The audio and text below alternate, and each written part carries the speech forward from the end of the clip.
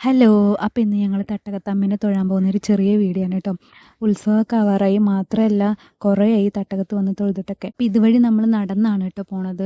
10 മിനിറ്റോളം നടക്കാനുള്ള ദൂരമുള്ളൂ. അങ്ങനെ നടന്ന് അമ്പലത്തിലൊക്കെ എത്തി. വലിയ തിരക്കൊന്നും ഉണ്ടായിരുന്നില്ല കേട്ടോ. വന്ന് തൊഴുത് പോകുമ്പോൾ ഒരു പ്രത്യേക സന്തോഷം സമാധാനമൊക്കെയാണ് കേട്ടോ.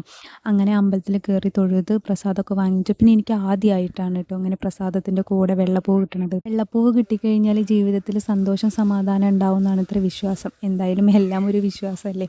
അപ്പം ഞങ്ങളങ്ങനെ തൊഴുതിറങ്ങിയിട്ടുണ്ട് കേട്ടോ. അങ്ങനെ ഞങ്ങൾ തിരിച്ചു വരുന്ന വഴിക്ക് ഇതാ ഈ പ്ലാവ് കണ്ടു കേട്ടോ. നമ്മുടെ വീട്ടിലുണ്ടാവണ പോലത്തെ സാധാ ചക്കയല്ല, ചെറിയ ചക്ക അതേപോലെ ഇഷ്ടം പോലെ ഉണ്ട്. ഞാൻ ഫസ്റ്റ് ടൈമാണ് കേട്ടോ ഇങ്ങനെ ഒന്ന് കാണുന്നത്. അപ്പോൾ ഇതിനെ പറ്റിയിട്ട് കൂടുതൽ ആർക്കെങ്കിലും അറിയുന്നുണ്ടെങ്കിൽ ജസ്റ്റ് ഒന്ന് കമൻറ്റ് ചെയ്യണേ.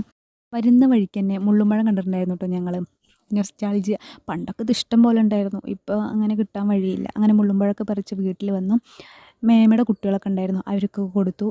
അപ്പോൾ അത്രയുള്ളത് വീഡിയോ. അടുത്തൊരു വീഡിയോ ആയിട്ട് കാണുന്നത് വരെ ടാറ്റാ.